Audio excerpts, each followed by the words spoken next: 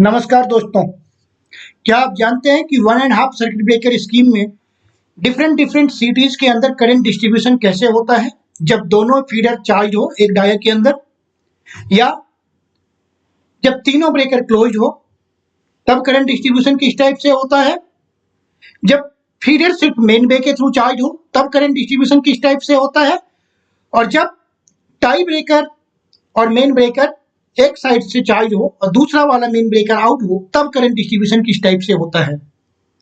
या क्या आप ये जानते हैं कि 1.5 सर्किट ब्रेकर स्कीम में जो हम प्रोटेक्टिव रिलेज इस्तेमाल करते हैं उस प्रोटेक्टिव रिलेज में मेन एंड टाई सीटी के कनेक्शन किस टाइप से किया जाता है। अगर इनमें से किसी भी सवाल का जवाब नहीं में है तो ये वीडियो आपके लिए है।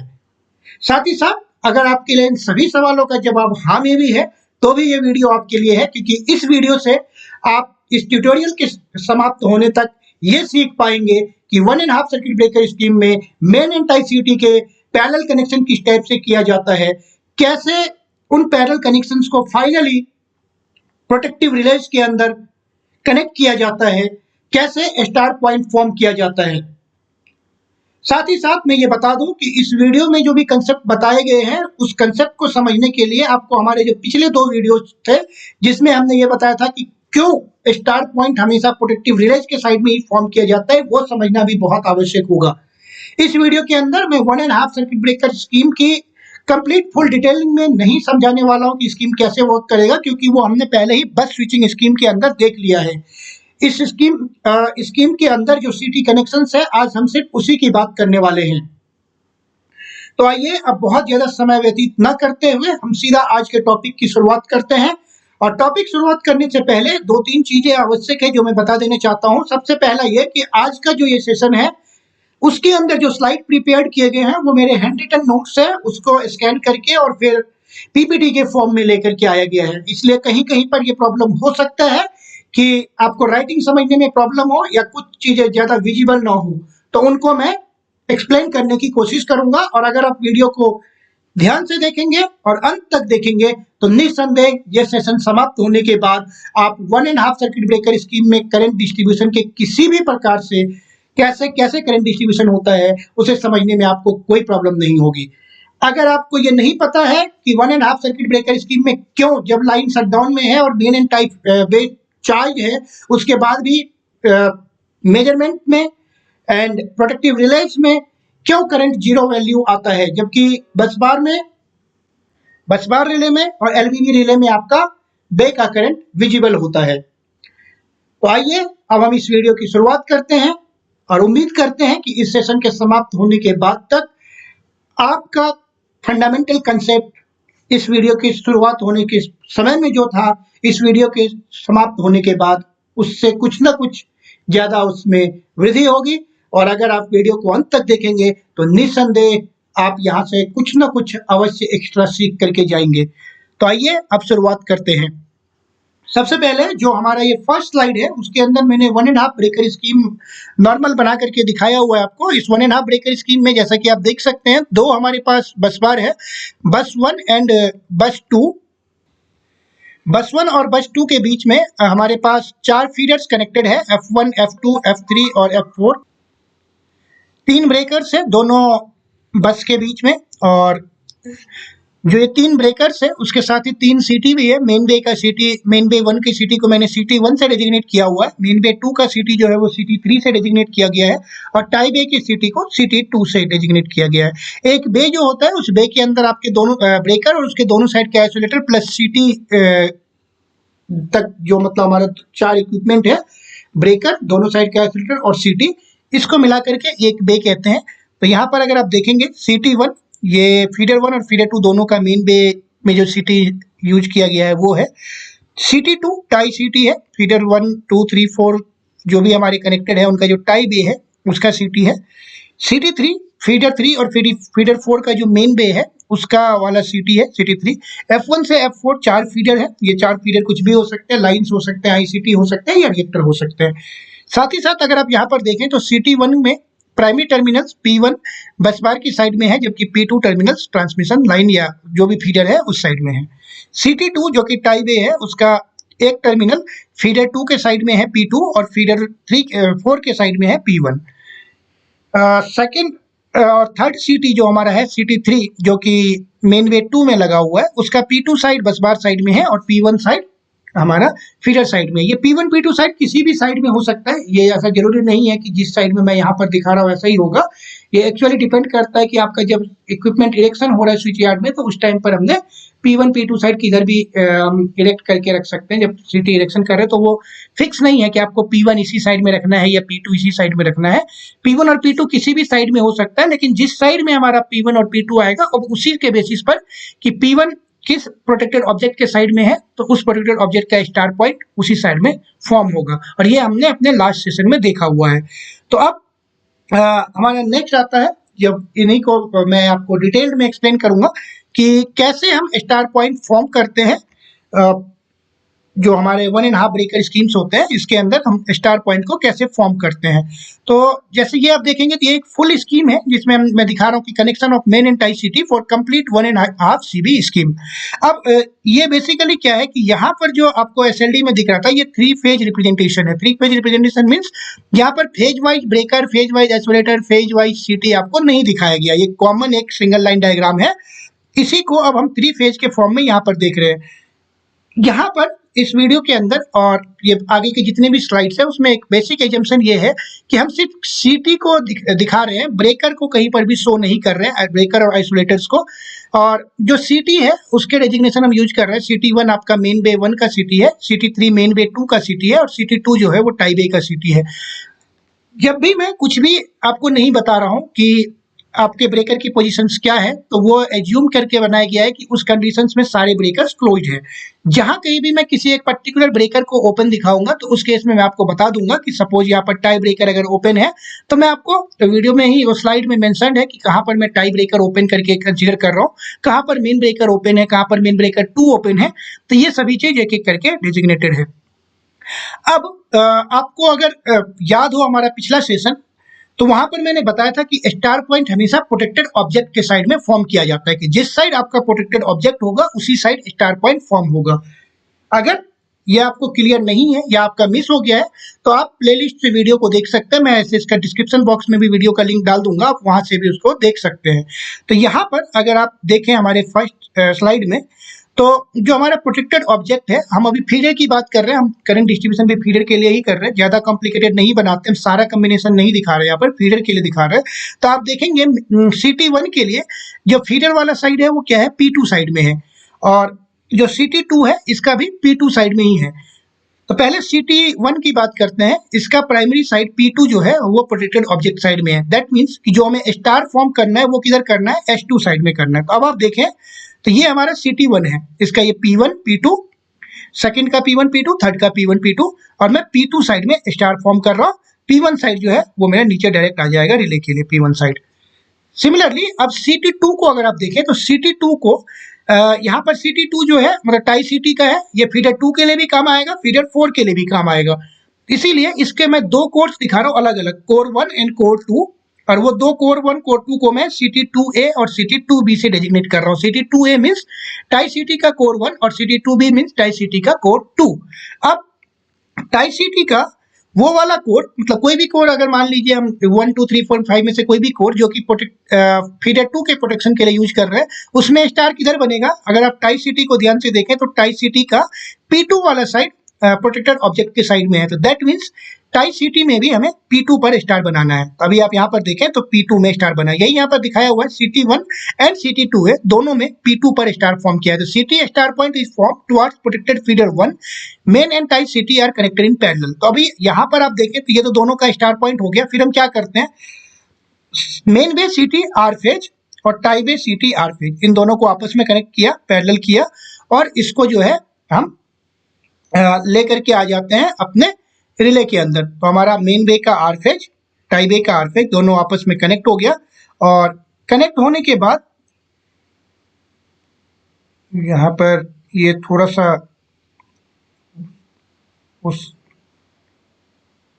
सही नहीं है, ये कुछ मिस्टेक हो गया।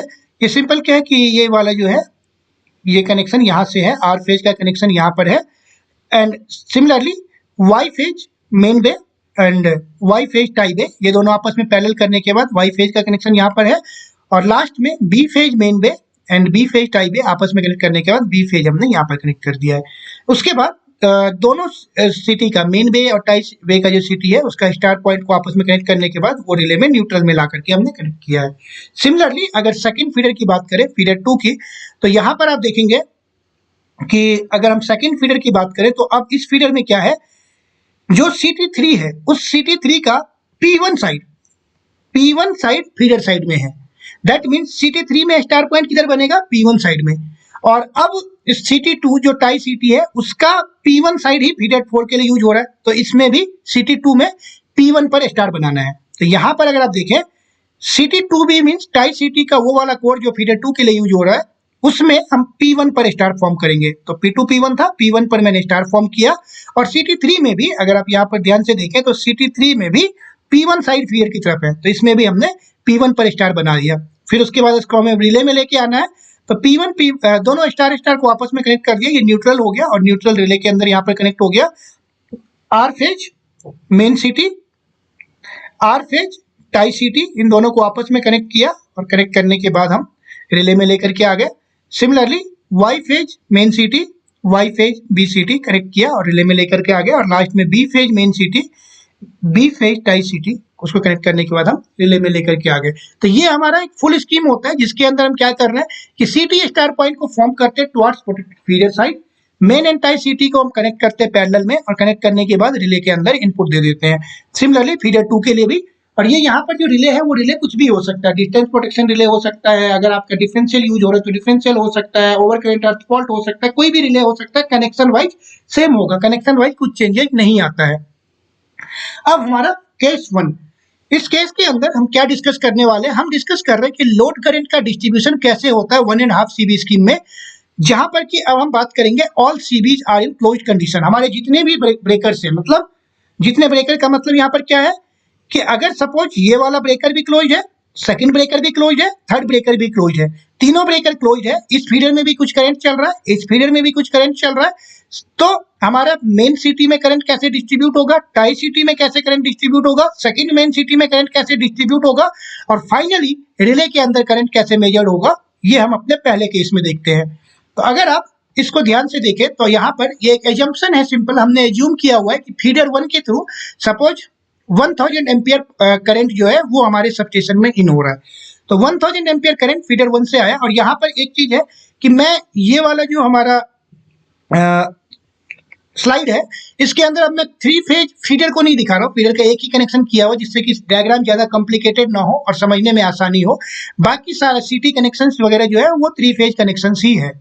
तो अब अगर आप इसको ध्यान से देखें तो यहाँ पर हमारे पास क्या है कि फर्स्ट फीडर से सपोज 1000 एम्पियर करंट जो है वो आ रहा है, उस 1000 में से सपोज 200 एम्पियर बस 1 की साइड में चला गया और 800 एम्पियर सपोज बस 2 साइड में जा रहा है। कुछ भी हो सकता है, ये एक सिंपल एजम्पशन है जिसमें हम ये मान के चल रहे 200 और 800 हो सकता है, 700 बस 1 के साइड में जा रहा हो, 300 बस 2 में जा रहा हो, ये भी हो सकता है कि 1000 एम्पियर बस 1 में जा रहा हो, 0 एम्पियर बस 2 में जा रहा हो, लेकिन हम अपने एजम्पशन के लिए मान रहे हैं कि बस 1 में 200 एम्पियर चला गया और बस 2 में 800 एम्पियर।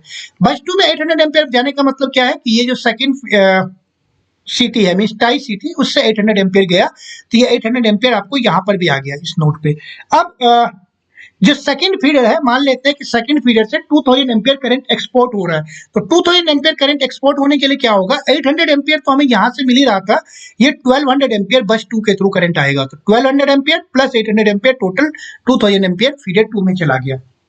हमने अपने एजम्पशन के लिए यहाँ पर माना हुआ है कि जितने भी हमारे सिटीज है, सिटी 1, सिटी 2A, 2B और 3, ये सभी 1000/1 सिटी रेशियो के हैं। दैट मीन्स अगर हम सिटी 1 की बात करें तो 200 एम्पियर का सेकेंडरी करंट 0.2 एम्पियर, 800 एम्पियर का सेकेंडरी 0.8, इस 800 का 0.8, इस 1200 का 1.2।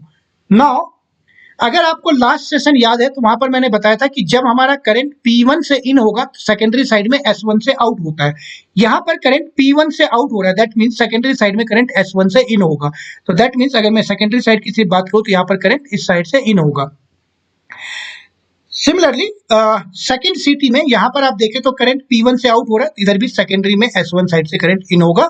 तो अभी पहले मैं सिर्फ इस वाले सर्किट को आपको बताता हूँ। यहाँ पर आप देखें 200 एम्पियर का सेकेंडरी करंट 0.2 और यहाँ पर 800 का सेकेंडरी करंट 0.8।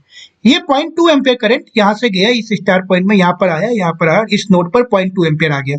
सिमिलरली इस साइड से 0.8 एम्पियर आया और इस नोड पर 0.8 इधर से आ गया, तो total current 0.2 ampere plus 0.8 ampere means 1 ampere. ये 1 एम्पियर करंट फिर फाइनली फ्लो होता हुआ न्यूट्रल से यहाँ पर आया, तो यहाँ आने के बाद फिर ये आर फेज वाला साइड से, क्योंकि अभी मैं सिर्फ एक ही फेज वाइज कर रहा हूँ, तो आर फेज वाला साइड से ये आएगा।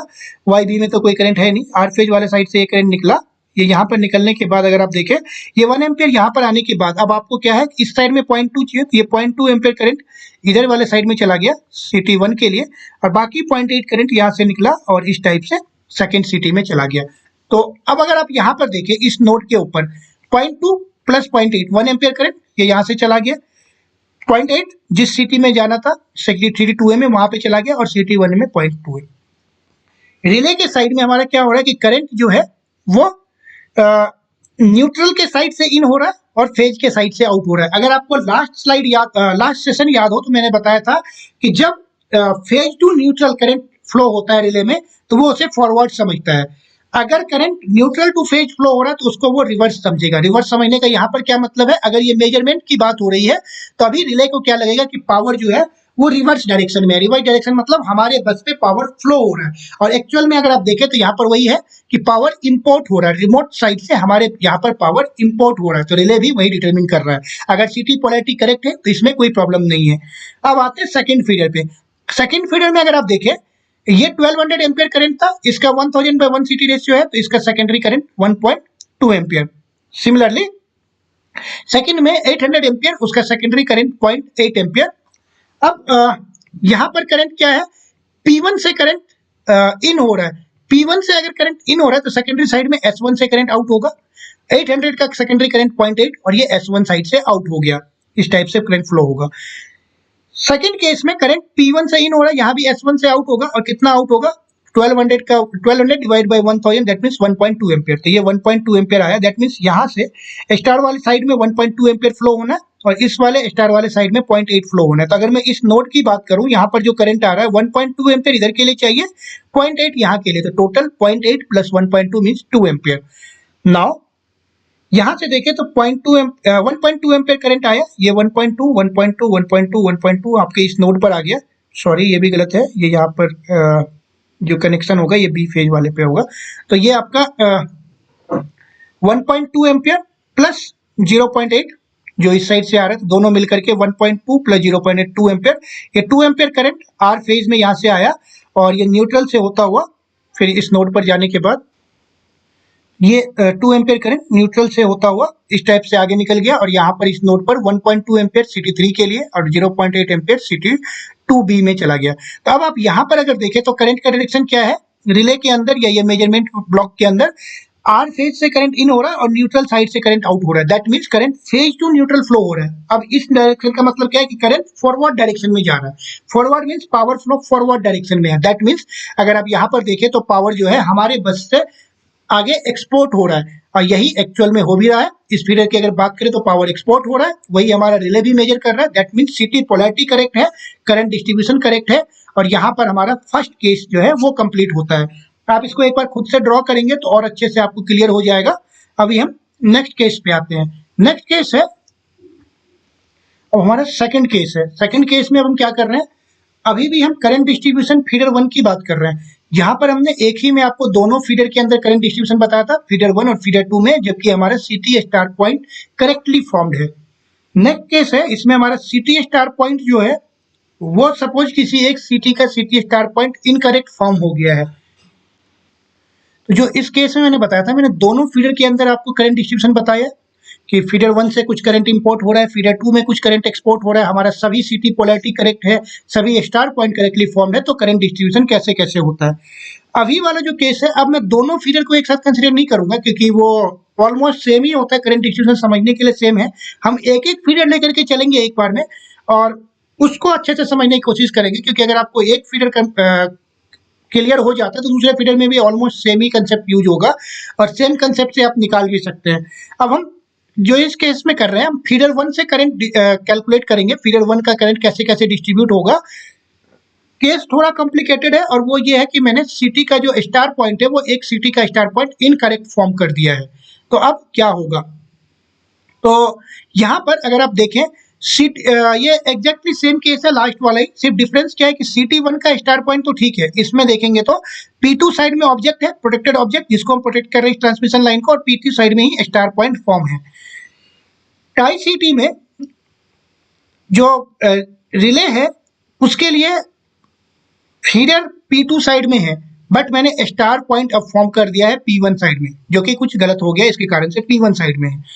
बाकी कनेक्शन सेम है, आर फेज सिटी मेन बे, R phase CT tie bay, ये दोनों आपस में कनेक्ट हो गया, पैरेलल होने के बाद ये रिले के अंदर आ गया।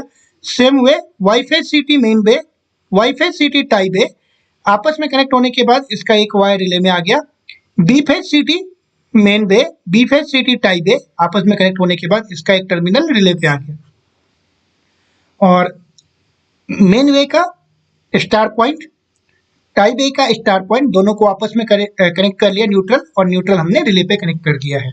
अब बाकी सब कुछ भी सेम है, CT1 का जो रेशियो है वो भी सेम है 1000/1, CT2 का रेशियो 1000/1 जो पिछले केस में था, वही सेम करंट डिस्ट्रीब्यूशन है, 1000 एम्पियर करंट हम इंपोर्ट कर रहे हैं। सपोज 200 एम्पियर बस 1 में जा रहा है, 800 एम्पियर बस 2 में जा रहा है। इसके आगे का सर्किट इसमें शो नहीं किया हुआ है, ये 800 एम्पियर फीडर 2 में किसी टाइप से आगे जा रहा होगा। अब अगर हम फीडर 1 की बात करें तो देखेंगे तो ये 1000 एम्पियर यहाँ पर जब आया, और 200 एम्पियर का सेकेंडरी वैल्यू कितना आएगा, 200 divided by 1000/1 CT ratio, that means 0.2 ampere. 800 divided by 1000, that means 0.8 ampere. Primary side में CT1 में जो करंट है वो P1 से आउट हो रहा है, दैट मींस सेकेंडरी साइड में करंट S1 टर्मिनल से इन होगा, और इसको मैंने इस टाइप से यहाँ पर शो किया हुआ है डॉटेड एरो से, या फिर आप देख सकते हैं ऑरेंज कलर वाले एरो से भी डायरेक्ट दिखाया हुआ है कि 0.2 एम्पियर यहाँ से जाएगा, और ये 0.2 एम्पियर इधर से स्टार पॉइंट से निकल करके और यहाँ पर आपका आ गया। यहाँ पर हमने नोड फॉर्म किया हुआ है, ये नोड क्या है, CT1 और CT2 का जो स्टार पॉइंट यहाँ पर ज्वाइन किया वो एक नोड है। CT2 में करंट P1 साइड से आउट हो रहा है, that means current S1 side से इन होगा, 800 divide by 1000, that means 0.8 ampere, और ये S1 साइड से इन होने के बाद इस टाइप से करंट फ्लो होगा, डॉटेड एरो से अगर आप देखें तो ये नीचे इस टाइप से फ्लो होता हुआ जाएगा। इसका S1 साइड जो है उसमें करंट इस टाइप से इन होगा, जो कि हमने ग्रीन एरो से दिखाया हुआ है। अगर आप यहाँ पर देखें, अब ये करंट हमारे पास 0.2 एम्पियर इस स्टार पॉइंट से यहाँ पर निकल करके आया 0.2, और आपको जो है यहाँ पर इस साइड में करंट 0.8 एम्पियर जाना है, ठीक है। हमारे पास इधर से करंट 0.2 आ रहा था, और हमारे पास यहाँ पर जो करंट है वो 0.8 करंट जो है इस साइड में अभी ये हमारा आप देखेंगे मेन सिटी स्टार पॉइंट, और ये इस टाइप से कनेक्टेड है। यहाँ पर कनेक्टेड होने के बाद ये वाला जो हमारा करंट है ये इसमें चला गया है। अब अगर आप इस वाले पॉइंट पर देखें, 0.2 एम्पियर करंट हमारे पास इस साइड में जाना है, और टोटल जो है इस साइड से करंट, यहाँ पर अगर आप देखें ये करंट आ रहा है 0.8, जो कि इस सिटी का सेकेंडरी करंट है।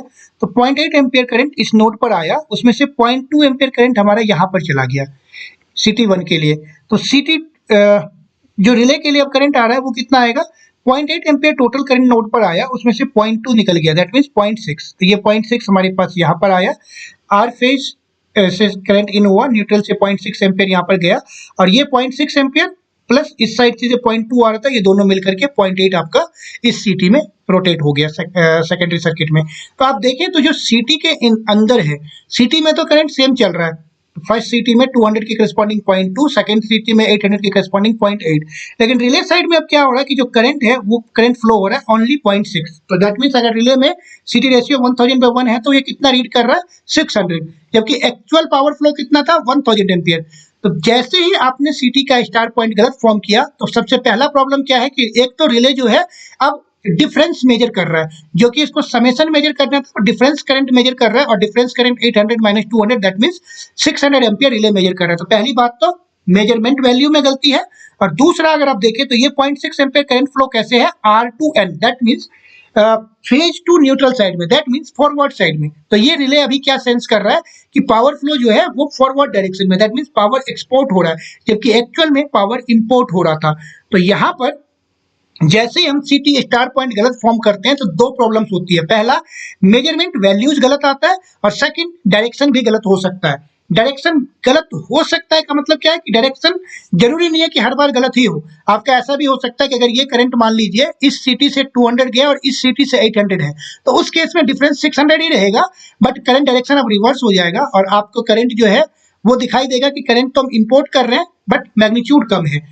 तो जब भी सीटी का स्टार पॉइंट, टाई सीटी का अगर स्टार पॉइंट गलत है, सभी ब्रेकर्स क्लोज कंडीशन में है, तो रिले में मेजरमेंट वैल्यू तो गलत आना ही आना है क्योंकि वो डिफरेंस दिखाएगा, लेकिन डायरेक्शन डिपेंड करता है कि करंट का मैग्नीट्यूड जो है दोनों सीटी में कितना कितना चल रहा है। उस बेसिस पर डायरेक्शन हो सकता है करेक्ट भी हो, इनकरेक्ट भी हो, लेकिन जो करंट का मैग्नीट्यूड है वो हमेशा ही गलत आएगा। तो ये फीडर 1 के लिए था। सेम वे अगर हम फीडर 2 की बात करेंगे तो फीडर 2 में भी आप इसी टाइप से निकाल सकते हैं अगर कोई स्टार पॉइंट गलत है तो। अब नेक्स्ट कंडीशन आता है। इस नेक्स्ट कंडीशन में अभी हमने क्या किया है कि मेन बे का स्टार पॉइंट और टाई बे का star point, means main and tie दोनों बे का जो स्टार पॉइंट है वो इनकरेक्टली फॉर्म्ड है। अब अगर आप देखें तो मेन बे में जो हमारा सिटी है उसका प्रोटेक्टेड ऑब्जेक्ट साइड में जो हमारा ये है टर्मिनल वो P2 है, लेकिन हमने स्टार पॉइंट P1 पर फॉर्म किया है। सिमिलरली टाई बे का P2 साइड में है हमारा ऑब्जेक्ट, लेकिन हमने P1 पे स्टार फॉर्म किया है। दोनों स्टार P1 और यहाँ वाला P1 दोनों स्टार को हमने आपस में कनेक्ट कर लिया, ये हमारा न्यूट्रल फॉर्म हो गया। और इस न्यूट्रल को फिर हमने यहाँ से न्यूट्रल उठाया और रिले में कनेक्ट कर लिया। सेम वे दोनों साइड का आर फेज आपस में कनेक्ट किया, मेन सिटी और टाई सिटी, और इस आर फेज को हमने आर फेज वाले में कनेक्ट कर लिया। वाई फेज आपस में कनेक्ट करके वाई फेज में कनेक्ट कर लिया। बी फेज आपस में कनेक्ट करके बी फेज में कनेक्ट कर लिया। फिर से सेम कंडीशन है, 1000 एम्पियर पावर या करंट इंपोर्ट हो रहा है। 1000 में से हम ये मान के चल रहे हैं हमारा सभी सीबी अभी क्लोज कंडीशन में है, all CB are in close condition. 1000 ampere में से सपोज 800 एम्पियर बस 2 की साइड में जा रहा है, 200 एम्पियर बस 1 के साइड में जा रहा है।